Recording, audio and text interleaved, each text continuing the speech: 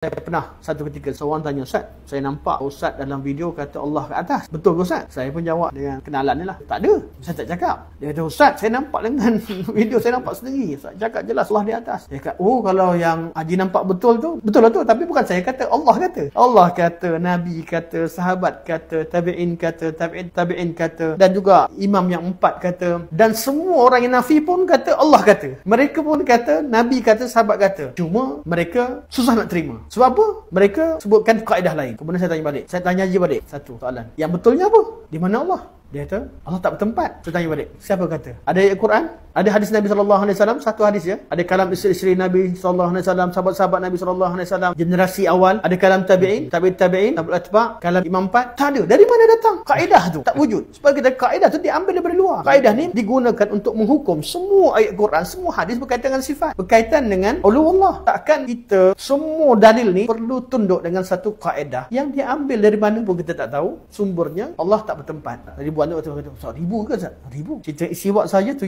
ayat. Berkaitan dengan Allah turunkan Quran, turunkan rahmat, turunkan hujan, kumpullah semua. Ayat berkaitan dengan naik, Allah angkat amal soleh, kumpullah ke semua dalil berkaitan dengan benda-benda yang naik. Berkaitan Isra' Mi'raj dan sebagainya, kumpul semua sekali. Lebih dari 1000 dalil berkaitan dengan Allah. Kemudian Ustaz Abu Mubarak kata, itulah bukan saya yang kata, Allah yang kata, Nabi yang kata. Dan kalau kita kumpulkan ayat-ayat ini, jelas menunjukkan keatasan itu secara, yang saya faham apa yang dimaksudkan, atas itu secara fizikal lah. Bukan atas secara maknawi, tetapi hissi. Kumpulkan. Okey. Sekarang ni apa saya nak buat macam ni? Minggu lepas saya dah buka isu ni. Kita bandingkan dengan dakwaan bila Allah Subhanahu Wa Taala tidak bertempat, kita kata. Cara nak faham senang saja. You compare dengan kenyataan yang mengatakan Allah wujud tidak berzaman. Allah wujud tidak terikat dengan waktu.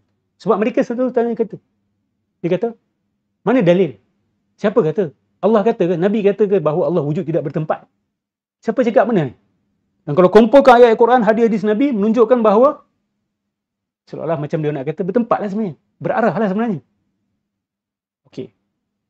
Kita reskan isu bertempat tak bertempat ni. Kita alih perhatian kepada zaman tak berzaman. Okay. Boleh tak kita sepakat bahawa Allah wujud tidak dalam waktu? Salafi pun setuju benda ni. Sebab mereka pun kata bahawa waktu itu makhluk. Tempat makhluk, dia tahu. Tapi dia kata Tuhan ada dalam tempat. Ada hulul di situ. Betul tak? Arash itu, Allah bertempat di atas arash. Allah duduk di atas arash, bahagian yang kata. So Allah hulul dekat dalam makhluk dia. Sama lah macam ada Kristian yang kata Allah masuk kat dalam badan Jesus. Apa beza dia awak kata Allah bertempat dalam badan Jesus dengan Allah bertempat dekat atas arash? Dua-dua makhluk kan? Dua-dua makhluk. Ini soalan saya. Saya tidak menyamakan. Saya kata macam mana awak nak berbezakan awak punya pendirian dengan mereka? Okey. Apa maksud Allah tidak terikat dengan zaman? Maksud dia, there's no such thing as semalam bagi Allah, esok bagi Allah. There's no such thing. Allah Subhanahu Wa Taala, sebab zaman tu dia cipta. Takkanlah lepas tu dia masuk ke dalam zaman. Dulu dia tidak terikat dengan waktu. Lepas tu dia ikat pula diri dia dalam waktu. Siapa yang kata benar ni? Dia orang kata, Allah boleh je nak berada kat sayap nyamuk kan? Dia orang kata kan? So kenapa tak kata Allah boleh saja ikat diri dengan waktu? Dia akan sedar kenyataan tu merepek. Seolah-olah Allah ni mengurangkan kesempurnaan dia. Kalau dulu dia tak terikat dengan waktu, bila dia cipta waktu, dia pula masuk dalam waktu. Dan dia kena tunggu. Okay. Kalau nak ambil zahir, kalau nak ikut hujahan Ustaz Abu Mubarak, dia kata kalau kita kumpul ayat Al-Quran, dia akan menunjuk kepada Allah itu seolah-olah macam atas fizikal. Saya nak guna teknik yang sama. Kita kumpul ayat dalam Quran, dan saya boleh tunjukkan kepada awak, seolah-olah Allah Subhanahu Wa Taala memang terikat dengan waktu. Kalau kita guna teknik mereka, main kumpul-kumpul, letak kawaid aqliyah ke tepi, buang kawaid aqliyah dalam tong sampah, dan hanya ambil nas sahaja, awak juga kena buat rumusan bahawa Allah Subhanahu Wa Taala terikat dengan waktu. Saya bagi contoh. Suratul Maidah ayat 94. Ya ayyuhalladzina amanu la yabluwannakumullahu bi syai'in minas saidi tanaluhu aydikum wa rimahukum liya'lamallahu man yakhafuhu bil ghaib. Allah Subhanahu Wa Taala akan menguji kamu dengan said ni apa orang Melayu panggil buruan, binatang buruan, supaya Allah tahu siapa yang takutkan Allah ketika bersendirian. Allah uji supaya Allah tahu. Okey, ambil zahir ayat tu apa awak faham? Allah uji kamu, Allah akan uji kamu supaya Allah tahu. Maksud dia sebelum uji tahu ke tak tahu? Kalau zahir, betul? Kalau ambil zahir, sahih?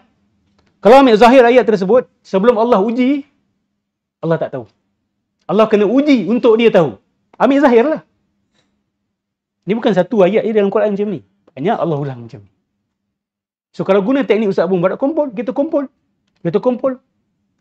Al-arsh. Kan? Fauqa ibadih. Fis sama'. Dan seolah-olah dia nak kata, kita letak qawaid aqliyah, kita letak mantik, kita letak falsafah ke tepi. Okay, let's use that technique. Kita ambil ayat, kita kumpul. Isu apa? Allah ada dalam zaman. Kalau kita ambil ayat-ayat ini secara zahir, maksud dia, boleh kata Allah di dalam zaman. Dan kenyataan ini mereka juga tidak setuju. Okay, ayat lain. Ali Imran 140. Iyamsaskum qaruhum faqad massal qawma qaruhum mithlu. Wa tilkal ayyamu nudawiluha bainan nasi. وَلِيَعْلَمَ اللَّهُ الَّذِينَ آمَنُوا وَيَتَّخِذَ مِنْكُمْ شُهَدَاءَ. Allah timpakan kepada kamu apa?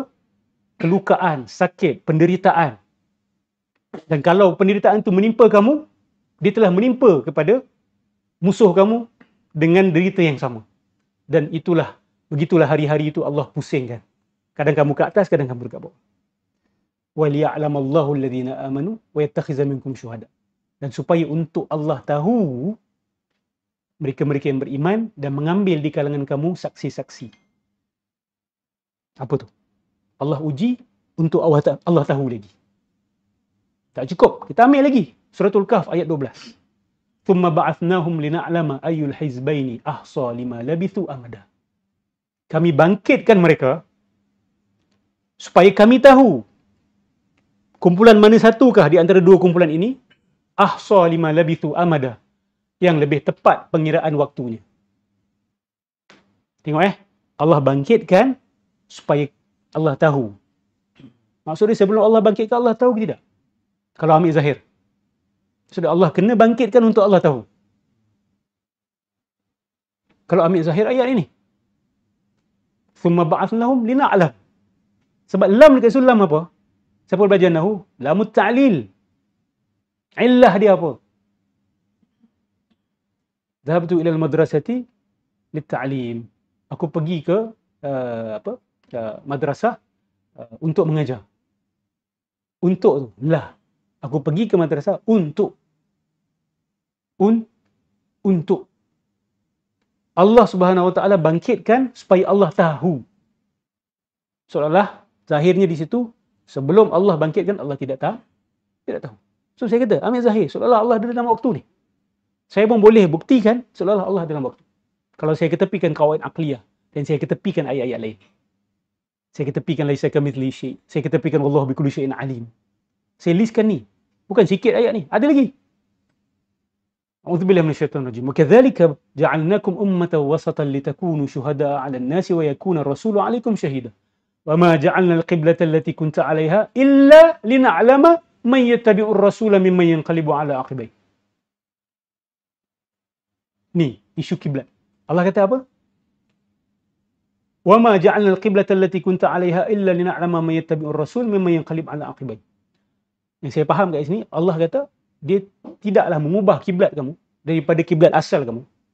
Itu kan orang Islam tu menghadap Baitul Maqdis. Allah tukar kepada Kaabah.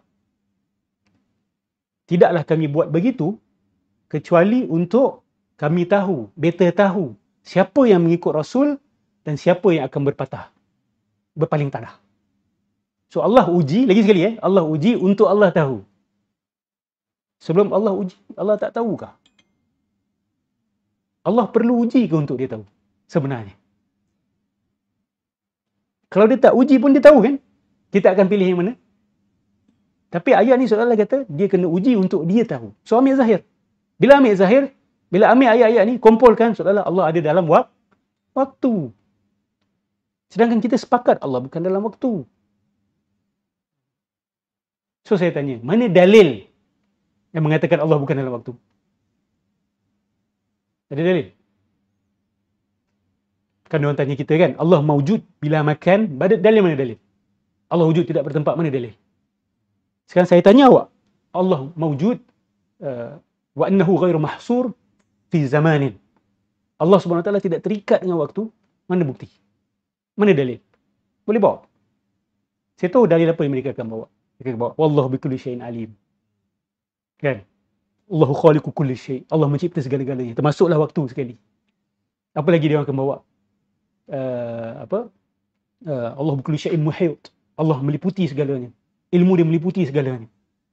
Itulah juga dalil-dalil yang kami bawa untuk mensabitkan Allah bukan wujud dalam tempat. Bukan kami tak tahu dalil-dalil yang mengatakan Allah istawa ala al-arsy dan sebagainya. So faham perumpamaan yang saya buat ni untuk buat perbandingan. Okay. So saya harap Ustaz Adli, Ustaz Abu Marak fikirkan.